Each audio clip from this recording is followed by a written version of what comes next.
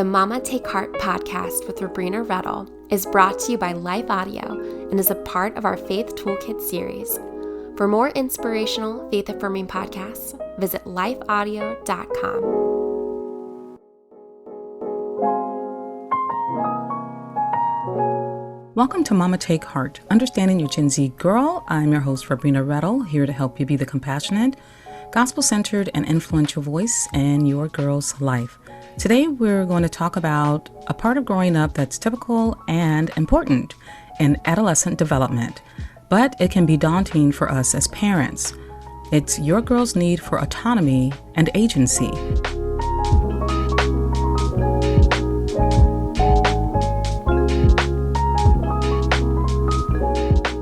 When my daughter Savannah turned 12, my sweet, compliant girl began to question my decisions and at times debate with me.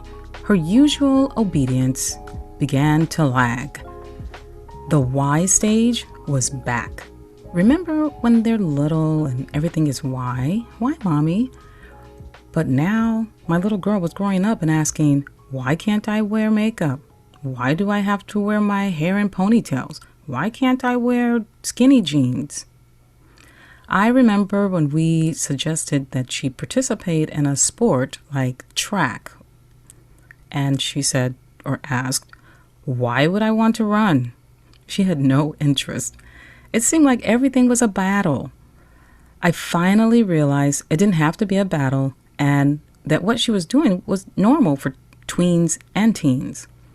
She was attempting to gain autonomy. Simply put, she wanted to discover who she was apart from me or us as a family. This starts to happen around ages 9 through 12. And once I realized what was occurring, I knew I had to determine how to allow her to make age-appropriate decisions. Autonomy is just your girl's way of having a sense of independence and a feeling that she can think for herself and do things on her own. The three types of autonomy are emotional, behavioral, and value-focused. Well, let's start with the emotional autonomy. It's related to feelings and emotions and how we relate to each other. For tweens and teen, peers and friendships become more important and parents become real humans with flaws. Well, this may lead to your girl looking for insight and advice from friends and maybe adults outside of the family or at least outside of the immediate family. It's a natural transition for later years when your girls are becoming more self-reliant and less reliant on friends and parents to make emotional decisions. Not that they're not going to, it doesn't say they're not going to come to you for advice, but this allows them more freedom on when they want to come to you for advice. Behavioral is the next type of autonomy, and that's where your girl desires to follow through on the decisions that she's made. She's beginning to think critically and finding different ways to solve problems. Even if she does seek advice, she's learning to compare and analyze situations. Now, you do want to check in with your girl to see if she's truly making decisions based on her autonomy or if her peers are influencing her decisions. If she's making decisions based on peers, she's not becoming autonomous. She's being influenced. Asking questions out of curiosity instead of judgment is helpful. Even if you feel in your gut the decision that your girl has made isn't the right one, talk her through the decision-making process, while loosening your grip a little, allowing her to make the decision. If there's a consequence, it's essential to be emotionally available for her. Wisdom and discernment, they are key here to determine when it's wise to step in. And if we're lacking that wisdom, James 1:5 tells us, if any of you lacks wisdom, you should ask God, who gives generously to all without finding fault, and it will be given to you. Offer that same perspective to your girl. And I pray and I ask the Lord for wisdom, for words, and for my temperament. Well, during this process, your girl may not be open to listening. That's also kind of normal, or at least it doesn't appear like she's listening. But this doesn't mean that respect goes out the window. There still needs to be established rules of respect and how family members speak to each other. The thing that we don't want to do is say, "I told you so." I'm reminded of a time when I had to loosen my grip. My daughter Savannah worked hard to be on the honor roll since she was in the 7th grade. It's something that she strived for. We do value education in our home. And as I stated before, they have learning disabilities. So we just asked to do the very best. Well, in high school, each semester, an honors convocation was held to recognize those who made the honor roll, the top ranking percent, etc. This is something that Savannah strived to do, and she enjoyed being recognized. In 10th grade, Savannah participated in theater and chose to hang out with her friends more than she studied. I provided gentle reminders to no avail, and although tempted to impose my own consequences on her for not tending to her studies, I didn't. Instead, I prayed to the Lord that he would open her eyes and give me grace. That semester, Savannah did not make the honor roll. The morning of the honors convocation, most of her class was in attendance, and she knew she wouldn't be there, and she was embarrassed. Savannah valued working hard and seeing the results in high achievement. So missing the honors convocation was the consequence. It was a natural consequence. That day, she decided her grades were more important to her than theater, and if she couldn't manage time well, she'd find a different activity that she could balance. I was grateful that I didn't impose further consequences and heap shame on top of shame in that instance.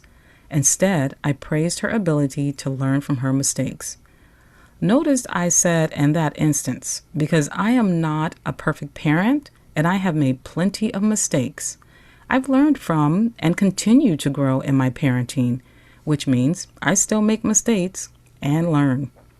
If I'm making mistakes and learning as a grown adult woman, well, shouldn't I have the same grace for my girl that I seek? That's a thought for the day. Savannah's reaction to the disruption of her internal value system is an example of the last form of autonomy, which is value focus, and it is making decisions based on spiritual, political, or moral attitudes and beliefs. This can be concerning as your girl pulls away from some of the teachings she was brought up with to follow her peers. So when our kids started going down this path, the first thing I did was pray. And I prayed that I wasn't going to overreact, one, as I have a tendency to do so, and that I show grace while pointing them to Jesus. As young Gen Z adults, they don't agree on a few things that we believe, and I don't agree on a few things they believe. But we try to have thoughtful conversations and ask them open-ended questions. How do you think this information is accurate? How do you feel about it? Where did you find the information? What does Jesus look like in this situation or scenario? And what does the Bible say? We wanted them to do their due diligence even if they didn't come around to the way we thought. Although it's good to listen to another person's point of view, we asked them to think critically, to use research from credible sources, historical references, and of course, the Bible. Our Heavenly Father gives us free will to decide to follow Him. He allows us to choose and to decide to accept the gift of salvation through Jesus Christ. We need God's love, mercy, and grace to guide us through His Word, and that's how we want to guide our girls too. So not only is your girl seeking autonomy, but she's also seeking personal agency, which is the ability to have some control, influence, and responsibility for one's life. She's longing for self-government or free will. Free will is the capacity to influence one's thoughts and behavior and the ability to handle tasks and situations. And we know we're never fully in control of our lives, However, your girl's sense of agency helps her feel like she has control over her decisions, which brings down her level of anxiety. Now, a sense of agency is also influenced by stimuli control, and this involves external influences that affect her thinking and emotions. In this time of technology, stimuli are all around us, available on our devices 24/7. In a previous episode titled Face-to-Face Connections in a Screen-to-Screen World, I interview Jonathan McKee, the co-author of A Teen's Guide to Face-to-Face Connections in a Screen-to-Screen World. He wrote the book with his young adult daughter, Alyssa, and in it, they talk about how to help teens manage device stimuli. Take a listen if you haven't already.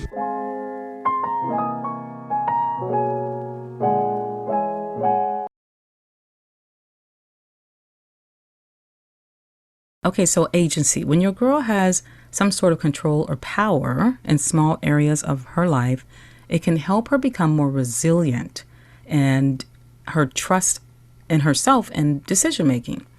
This is where parenting is more like coaching. It's okay if your girl wants to choose what clothes she wants to wear and how to style her hair, how she wears her makeup, etc. Even though you may not agree with everything, it's important to teach them how to negotiate and compromise. So I mentioned at the beginning that our tweens and teens, they're reverting back to when they were toddlers or preschoolers, asking the why questions. And in my case, Savannah and I came to a compromise. She chose to wear her hair in its naturally curly state and sometimes straight, but no more ponytails. We'd wait one more year to try makeup, and Savannah decided to play basketball instead of track. Oh, and she wore those skinny jeans, and now she wears the latest trend, mom jeans. Well, when your girl is going through this stage of development, remember a few things. 1, gaining autonomy and agency is a normal part of development, so don't take it personally. I had a friend of mine who was further along the path than I, and that's one thing she said to me is, don't take it personally. And that really helped me. When your girl is trying to discover who she is apart from you, give her space, but check in with her. That's the second thing you want to do. 3, you want to set clear expectations, be consistent, and discourage rebellion. Tweens and teens have hormones raging through their body, which affects the way they think and feel. So sometimes you may need to count to 10 yourself and take deep breaths before responding, but the rules of respect still apply to everyone. They apply from her to you and you to her. 4, if your girl takes something out on you, even though it doesn't feel good and it may even be hurtful, know that you're her safe place. That's one of the reasons why she's doing it. After giving her a little space, find out if there's something underneath what's really bothering her. It may have nothing to do with you. Allow for her to have a discussion and to contribute to decision making. And last but not least, the 6th thing is pray. Pray over her, and at times pray with her. Well, I hope you found this helpful.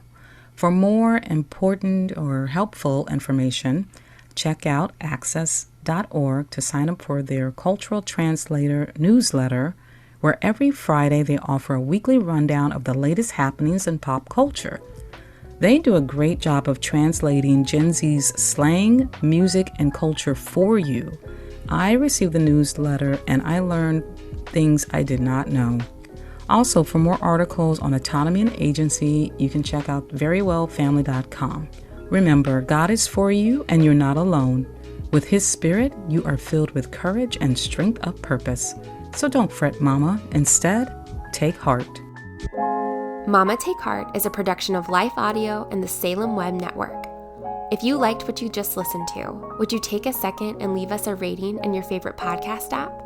It really does help more people like you find our show. This podcast is produced by me, Kelly Givens, and Stephen Sanders, with executive oversight by Stephen McGarvey. You can find more podcasts like this over at lifeaudio.com.